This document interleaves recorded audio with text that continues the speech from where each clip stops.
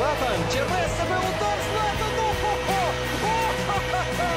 Златан Ібрагімович, що він робить? Що він робить сьогодні? Hello, this is Everton Fan 77 with episode 12 in the PSG One Season for Glory series. Now, our first match of the episode is a fixture against Zenit.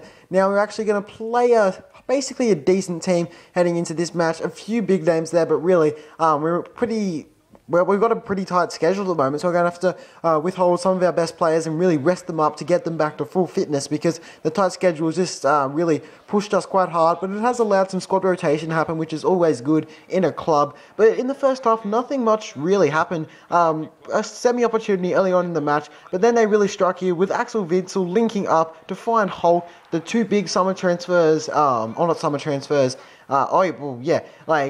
not on FIFA, but in real life, the two big summer transfers linking up there to grab a goal. But right now, Kurzakov on the ball. He's going to commit Cole. Now, Cole really should be winning that ball. Kurzakov is too strong for him, though, and he shouldn't finish that as well, because I think it was Sarko who slid across, and Sarko really should have blocked that. But nevertheless, we went down 2-1. What a take from Joe Hart there. I just want to put that in for some nice handling from Joe Hart. Ibrahimovic on the ball. Could he spark some magic? Unfortunately, hitting the post there, coming oh so close to scoring. But Guinizao on the ball. He will play through Pastore. Pastore links up with Ibrahimovic.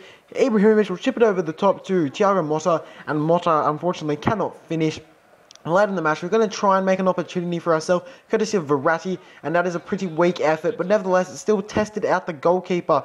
But Kurzakov will strike again, finding Hulk. Hulk is one-on-one, he can pass it in, he should have gone first time there, and that one allowed time for Ashley Cole to get back and make a great clearance. But Hulk will attack yet again, going to have a pretty decent shot there, and Joe Hart is up to the save to keep it at a 2-0 scoreline. But right now, Gregory Vandervelde trying to attack, really searching to just see if we can get some sort of goal to give us a chance, and Niang would have scored there, but I think it was Pastore who blocked his shot from an offside position.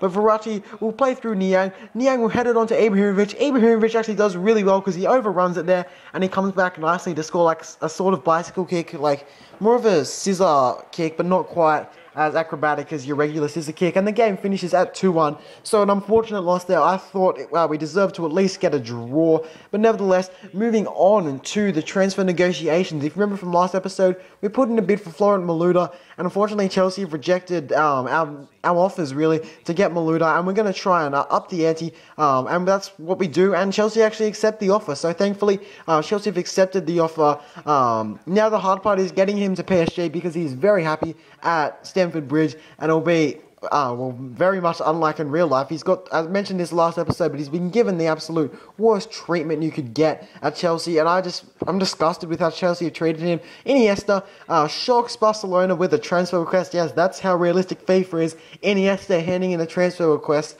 We actually get an offer from France. Now, I actually would take this offer any day in career mode, but we're doing One Season of Glory. We need to put all our focus into the club stage, and we actually signed Malouda here. He accepts the offer.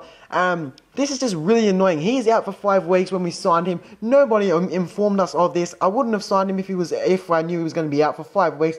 4.4 mil, and I don't have too much left. That is quite disturbing to see Malouda out for 5 weeks as well. But nevertheless, moving on to the FA Cup fixture, I'll just sim this match. This is the first time I've ever simulated a match in a career mode series. I always play every match, but it's against Tranmere Rovers, and we have this game in the bag. We're not really focusing on the cup too much, and we get a win there. But unfortunately, Yasin is out for 3 months, but we'll take that because we never even use him. Barcelona still haven't made a decision about the future of Iniesta, so I'm not expecting him to leave Barcelona. It's really unrealistic that he handed in a transfer request. Moving on, Chelsea are trying to get us back for signing Malouda, and they will put in an offer for Pastore, but we're just going to reject it. We do not want to get rid of Pastore, no matter what the fee is, or unless it's like 30 million and above. We do not want to get rid of one of our better players. He's performing fantastically, and we get an offer from a Tweedy, and we're actually going to accept this offer. But as you will see here, the negotiations have been broken down, and they could not agree on a personal agreement. So we actually keep Matuidi after all, and deadline day finishes. So end of the transfer window, and we've spent 71 million has been spent in total. Now India have offered us, really India, because I'm fully going to reject France and accept India. Come on.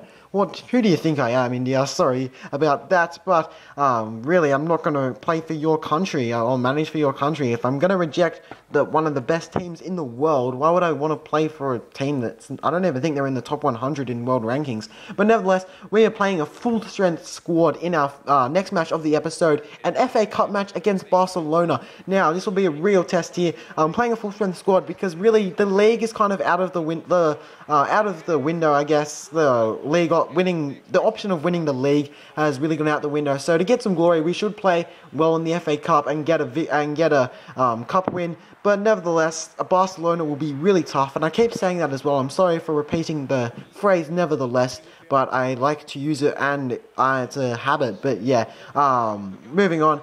As I was saying before, this match will be really tough to get past. I think if we can get past this fixture, we can go on to win the whole competition. And really, we actually get off to a bright start. Lavetti's shot will be parried to Menez, and Menez is actually fantastically makes about 10 yards really quickly to get himself into a position to score that goal. So great work from Menez there to cash in on the rebound. Lavetti will attack on the ball again. I wanted that to go to Ibrahimovic, but it falls to Ibra anyway, but he can't execute. Very unlike Ibra not to put that one away. But Iniesta, obviously he didn't leave Barcelona, as you can see him playing there. Will link up, and Messi will actually score a goal at the end of that play.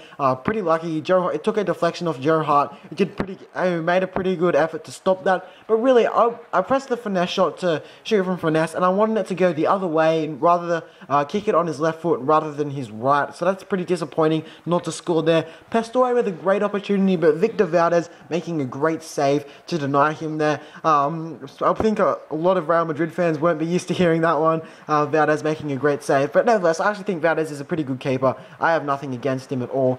But yeah, moving on.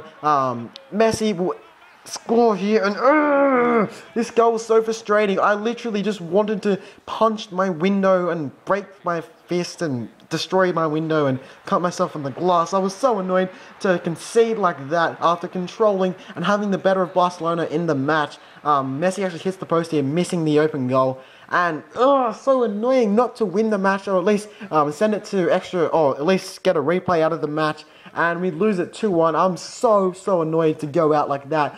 Florent Maluda has returned to training, which is good to get him back into the team as soon as possible. But moving on to our third and final match of the episode against Manchester City in the Super League.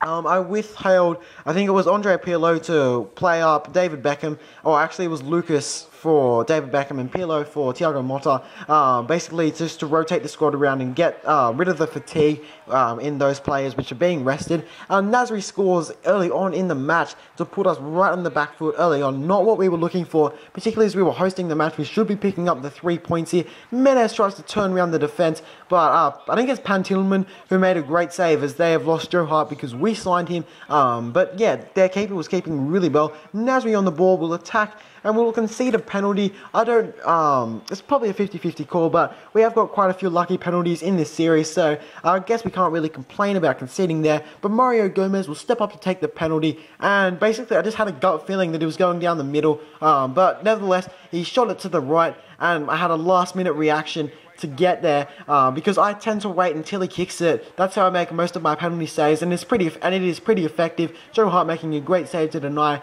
Mario Gomez there, but Sergio Aguero will score on the basically a few minutes later, and we will go down really hard here, 2-0. Quite disappointing. We really need to pull ourselves back into the match. Benitez magic there. Not really magic. It was a very good turn though, and he just puts it in the back of the net. Then we're going to counter-attack straight afterwards. Thiago Motta getting on the ball. What can he do? He finds Ibrahimovic. Ibrahimovic back heel to Benitez. Benitez to Menez. Menez, what's he going to do? Very weak finesse, and it's a goal, and we are level in the match. Fantastic to equalise there. That was an absolute mouthful, and that is what she said. Yeah. Anyway, moving on. Ignore that remark there. But Menez scores and we go 2-2. So here we go. Can we get some momentum? Can we get the win? Barry puts it in. Sinclair will leave it into Milner. Please don't concede here. Please. Joe Hart makes a great save. And Aguero will have a pretty poor header. And Joe Hart will just pick up the scraps. And we tie 2-2. So thankfully we didn't concede. But I actually reckon we could have got on to steal a win later on in the match. But a draw was a fair result. And Beckham is out for 9 days, unfortunately. So we'll have to use the likes of Matuidi and Thiago Motta for backup. But nevertheless, moving on, we are in 7th place, which is pretty disappointing, sitting quite a fair bit outside of the top 4. Napoli, City and Liverpool are in the relegation zone. So yeah, that's basically what's been happening in the table so far. So this has been Everton Fan 77 with the PSG One Season for Glory series. This has been episode 12. I really hope you liked this episode. If you did, please drop a like. It helps so much. But anyway, moving on. This has been Everton Fan 77, trying to wrap things up. Yeah, that's basically it. See ya.